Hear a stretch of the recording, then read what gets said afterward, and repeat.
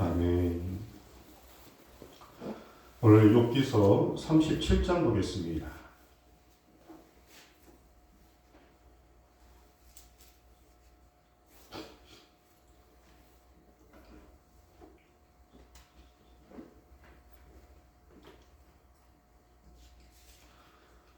이제 오늘 말씀 37장 끝으로 욥과 친구들의 대화가 끝이 납니다.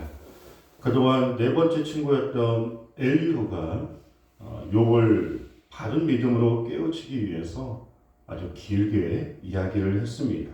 오늘 마지막으로 하나님에 대해서 이야기를 하고 이제 욥이 그 말들을 듣고 어떻게 깨달을지는 욥의 몫입니다. 엘리후는 욥을 생각하는 마음으로 하고 싶은 그런 하나님에 대해서 충분히 이야기했고요. 그리고 욥은 이제 그 말씀 앞에 어떤 반응을 보일지, 어떤 깨달음과 또 어떤 믿음을 회복할지는 욥의 자세에, 믿음에 달려있죠. 오늘 말씀에서 마지막으로 엘리후가 하나님의 위대하심과 전능하심에 대해서 말씀하고 있습니다. 보통 사람들이 하나님에 대해서 잘 모를 때 또는 알아도 적게 할 때 하나님에 대해서 바르게 말하지 못합니다. 내가 아는 것만큼 말할 수 있거든요. 내가 믿는 것만큼 믿을 수 있고, 그래서 그런 말이 있어요. 내가 가본 데까지만 가본다. 내 예배 생활이든 기도 생활이든 신앙 생활은 내가 만난 것만큼만 할 수 있고요. 내가 깊이 어느 자리까지 갔는지는 모르겠지만 거기까지만 우리가 하나님을 예배하고 믿고, 그래서 그 믿음과 그 생각 안에서 하나님은 이런 분이실 거야, 하나님은 이런 분이셔 라고 생각하는 거죠. 그래서 장성한 분량이 이럴 때까지 우리의 믿음이 성장하고 우리의 믿음의 지경이 말씀을 통해서 하나님을 더 계속적으로 더 깊이 더 넓이 더 많은 것들을 알아야 합니다. 예배도요, 매번 우리가 더 똑같은 그 가본 데까지만 가는 것이 아니라 더 한번 깊이 들어가고 더 뜨겁게 더 다양한 모습으로 하나님을 경외하며 마음을 다해서 예배하여 주님을 만나야지. 그래서 우리의 예배의 지경이 넓어지고 또 말씀을 통해서 말씀의 지경도 넓어지고 또 다양한 삶의 경험을 통해서 하나님을 향한 그 믿음의 지경이 날로 커져야 합니다. 그렇지 않고 항상 내가 아는 것만큼 가본 데까지만 그 믿음을 갖고 있으면 사람들에게든 내 스스로도 하나님은 이런 분이셔, 또 이런 일 저런 일, 그런 속에서 내 믿음의 분량만큼만 하나님을 판단할 수 있는 거죠. 그래서 그동안 욥과 욥의 친구들이 대화하는 수준이 딱 본인들이 믿고 있는 정도, 본인들이 알고 있는 정도, 본인들이 생각하고 있는 하나님에 대해서 그렇게 논쟁을 한 거죠. 그런 차원에서 엘리후는 지금 욥과 논쟁하는 것이 아니라 또 하나님이 이런 분이셔 저런 분이셔 하나님의 뜻을 단정하여 마치 본인이 다 아는 것처럼 얘기하는 것이 아니고요. 그저 하나님의 위대하심과 얼마나 전능하신지, 하나님께서 모든 만물을 창조하시고 다스리시는데 정말 그 하나님의 위엄 앞에 두렵고 떨린다. 하나님이 하시는 모든 일들은 정말 선하시고 하나님은 위대하신 분이시다. 하나님의 전능하심에 대해서만 이 엘리후가 두렵고 떨리는 마음으로 욥에게 지금 전하고 있습니다. 36장에서 엘리후가 자연 만물을 통한 하나님의 위대하심을 말했고요. 37장 오늘 말씀에서도 계속적으로 하나님이 모든 것을 만드시고 주관하시는 위대하심에 대해서 설명하고 있습니다. 1절에 보시면 이로 말미암아 내 마음이 떨며 그 자리에서 흔들렸도다.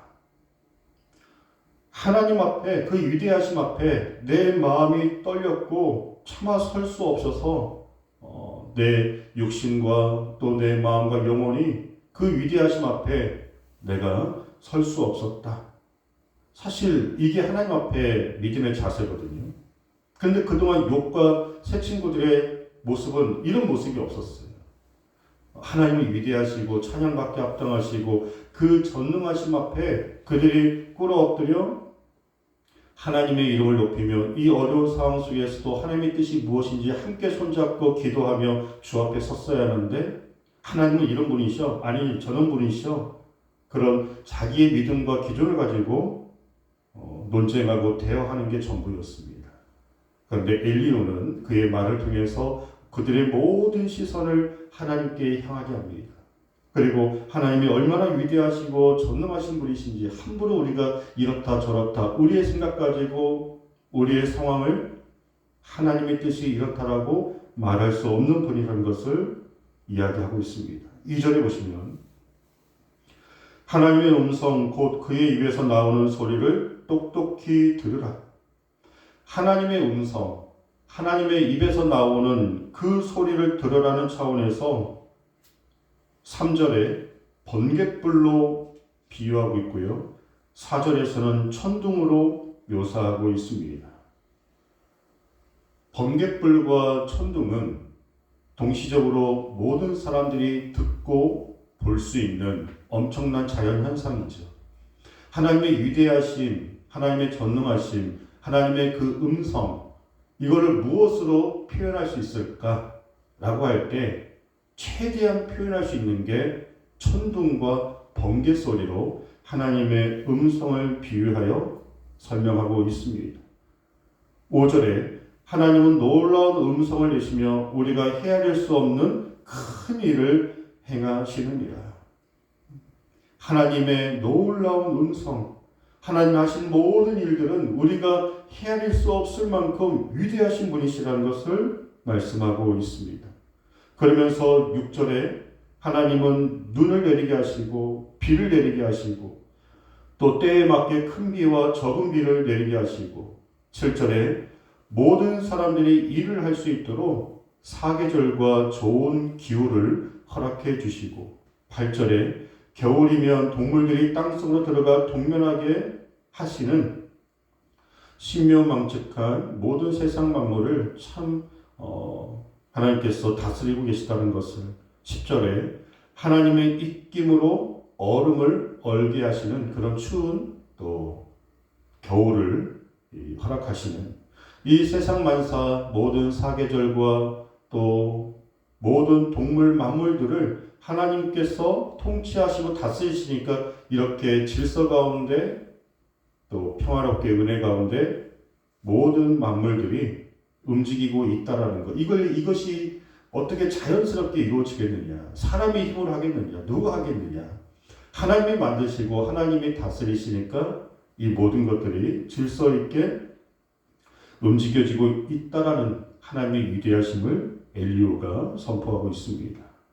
14절에 욥이여 이것을 듣고 가만히 서서 하나님의 오묘한 일을 깨달으라.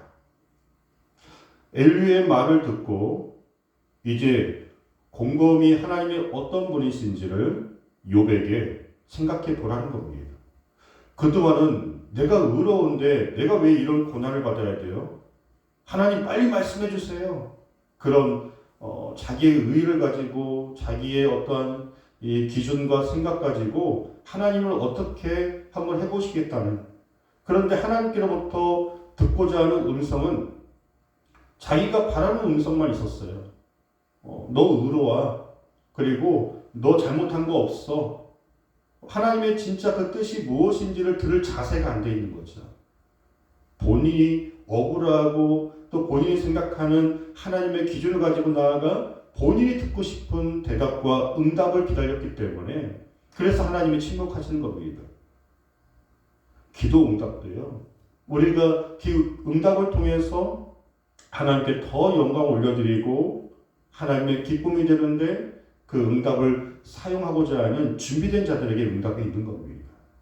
은혜도 정말 사모하고 그 은혜 받기에 준비된 영혼들에게 은혜가 임하는 것입니다.